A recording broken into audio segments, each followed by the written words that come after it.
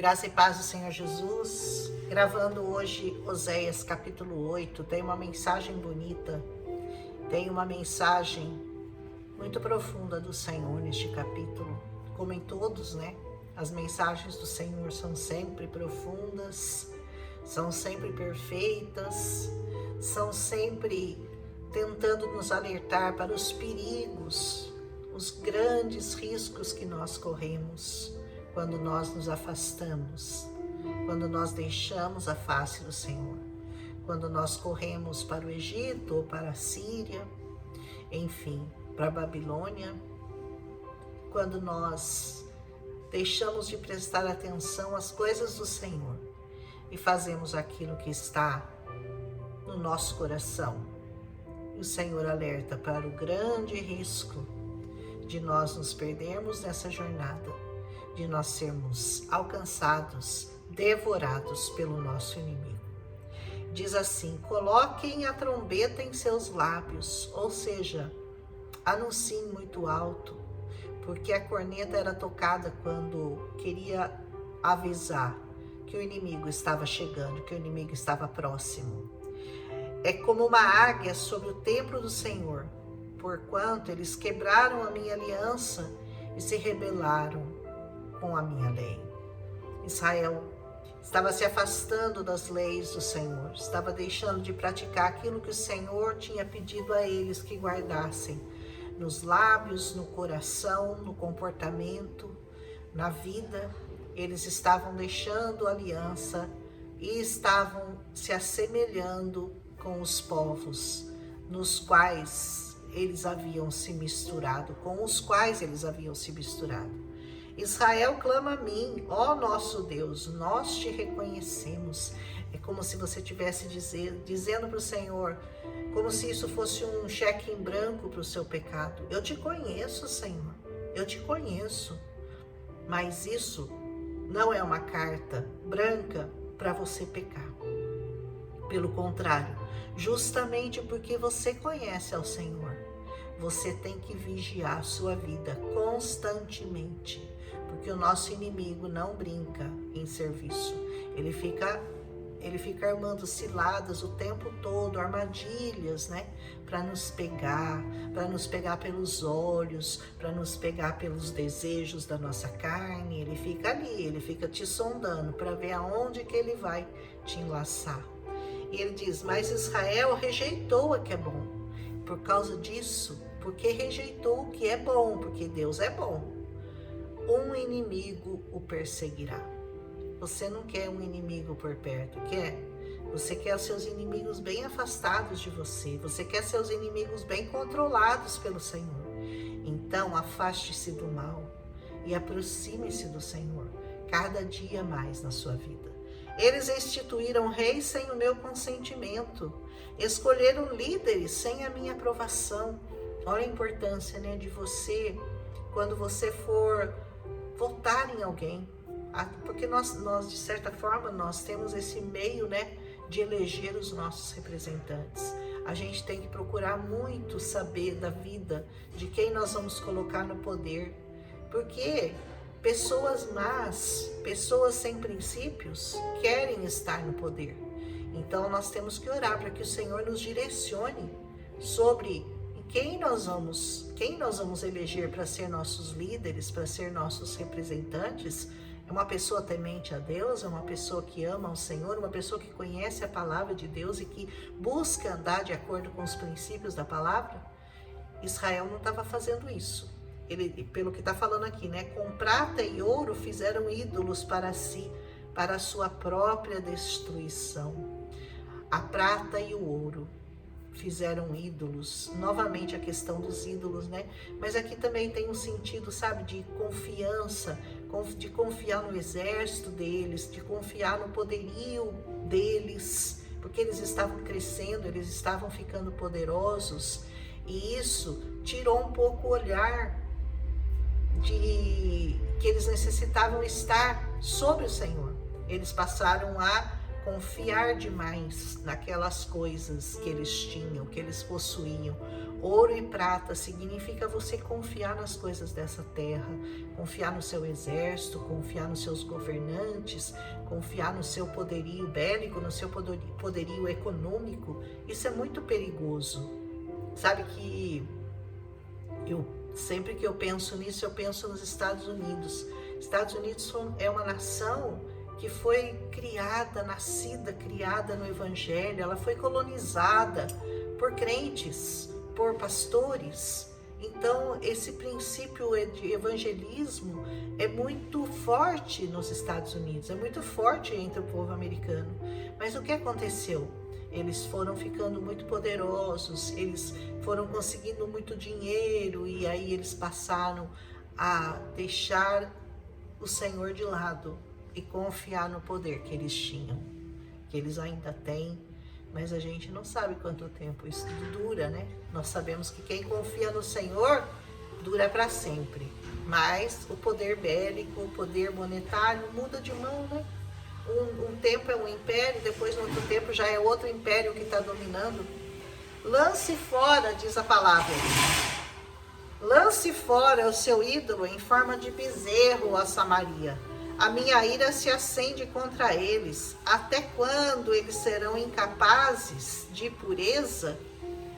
Até quando eles serão incapazes de serem puros? Até quando vocês vão permanecer impuros na minha presença? Esse bezerro procede de Israel. Um escultor o fez. Ele não é Deus. Ele será partido em pedaços. O bezerro de Samaria. Samaria na época era o poder do reino do norte, e ali eles confiavam em outros deuses, aprenderam a confiar em outros deuses e não no Senhor. Eles semeiam vento e colhem tempestade. Daqui vem esse famoso provérbio, né? Quem semeia vento, colhe tempestade. Cuidado com o que você semeia, porque a sua colheita vai depender dessa semeadura. Não semeie ventos para não colher tempestade. Semeie a palavra de Deus. Semeie a palavra na vida dos outros. Semeie o amor de Deus na vida das pessoas. Semeie o temor do Senhor na vida das pessoas. E aí você sabe que o que você vai colher cada dia mais é esse mesmo amor multiplicado, é esse temor multiplicado, que o Senhor, que nada deixe você ser enganado pelas coisas deste mundo. Ele diz assim: o talo não tem espiga, não vai produzir farinha. E caso produzisse o trigo, estrangeiros o devorariam. Ou seja, isso aí que você está plantando não vai dar em nada, não vai te dar um bom fruto. E ainda que desse, seria roubado. Você não ia usufruir dele. Olha que sério, né? Israel é devorado, agora está entre as nações como algo sem valor. Porque Israel seria primeiro dividido, já foi, né? Já tinha sido dividido aqui nessa época, e depois seria levado cativeiro. Em 722 a.C., Israel foi levado cativo, e depois Judá também em 701 ou 702 a.C., algum tempo depois, né? Embora se tenham vendido as nações, agora os ajuntarei, e logo começarão a definhar sobre a opressão do rei poderoso. Porque eles se dividiram, porque eles ficaram confiando em outros reis, agora eles estavam definhando. Embora Efraim tenha construído muitos altares para ofertas pelo pecado, eles se tornaram altares para o pecado. Olha que coisa, né? Eles construíram altares para ofertas pelo pecado e acabaram sendo altares para o pecado, porque não cumpriram o propósito exato daquele altar. Eles estavam usando aquele altar para poder pecar mais e mais. Depois a gente oferece um sacrifício pelo pecado. Sabe aquele pecado que você não quer abandonar? Não, mas eu vou orar para o Senhor tirar ele de mim. Não é assim que funciona. Você tem que dizer não ao pecado. Eu não vou mais fazer isso. Eu não vou mais pecar contra o Senhor nessa área da minha vida. Não é ficar pedindo, oferecendo sacrifício, oração. Não, é parar de pecar. É parar de pecar. É isso que o Senhor está dizendo. Para com o pecado. Em vez de você produzir altar para oferta pelo pecado, você está se tornando um altar para o pecado. Aqui, essa conotação de deixar de construir altares para ofertas pelo pecado e se tornar oferta para o pecado é uma coisa que você tem que pensar muito, porque é muito interessante. Eu lhes escrevi todos os ensinos da minha lei. Tem alguma coisa que o Senhor não ensinou?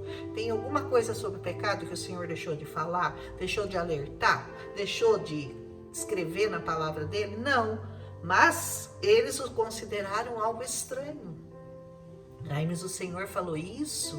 Tem certeza? Tem certeza que é assim mesmo? Será que não é bem assim o que o Senhor quis dizer? Acho que quando ele falou isso não era bem assim. É bem assim. O Senhor é literal. Ele é literal, ele não fala mais ou menos, ele não fala por código, por senha. Ele fala literalmente, é pecado, pronto, acabou. É pecado. Pecado é pecado, não tem que ser. Será? Será que é pecadinho, pecadão? Pecado é pecado. Deus passou a régua, né? Porque todos pecaram, ponto final. Estão destituídos da glória de Deus. Só vai ser salvo pelo sangue de Jesus, derramado na cruz do Calvário. Eles me oferecem sacrifícios e comem a carne, mas o Senhor não se agrada deles. Sabe aquele sacrifício que o Senhor não se agrada? É esse aqui, ó. É você pecar, aí você pedir perdão ao Senhor e daí você continuar pecando. Esse é um pecado, isso é uma coisa que não agrada o Senhor. Porque você pede perdão, mas continua fazendo. Pede perdão, mas continua fazendo. Oferece sacrifício, mas continua fazendo. Oferece os seus louvores, a sua adoração, mas continua pecando. Isso não agrada o Senhor.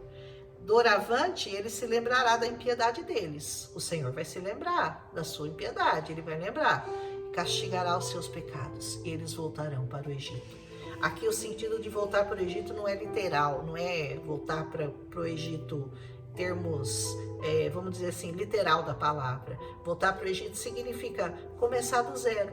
Porque quando eles saíram do Egito, o que eles tinham? Nada. Tiveram que começar uma nação, procurar um lugar para morar, não tinham nada. Então seria como se eles tivessem que voltar, começando do zero. Eu tenho aqui no meu coração, e isso ninguém é obrigado a concordar comigo, é só a minha sensação, de que novamente eles foram levados cativos quando eles passaram pelo Holocausto de Hitler. Ali ainda havia coisas que o Senhor queria tratar com aquele povo. Eles já haviam negado o Senhor Jesus, eles já haviam negado o Messias e depois disso eles foram levados cativos. Para mim, não precisa concordar comigo, para mim tem alguma coisa a ver com o outro cativeiro que eles passaram, que foi na Alemanha de Hitler. Israel esqueceu o seu Criador. Que coisa triste, né? Que palavra pesada contra Israel, né? Israel esqueceu o seu Criador. E quando ele fala Israel, para mim, ele está falando de todos os povos, de todas as línguas, de todas as nações, porque Israel é o modelo e povo escolhido para que Deus pudesse se mostrar para o mundo todo.